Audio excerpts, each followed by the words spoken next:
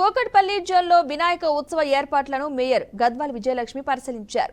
భక్తులకు ఎలాంటి ఇబ్బందులు కలగకుండా అన్ని ఏర్పాట్లను పూర్తి చేయాలని అధికారులకు ఆదేశించారు.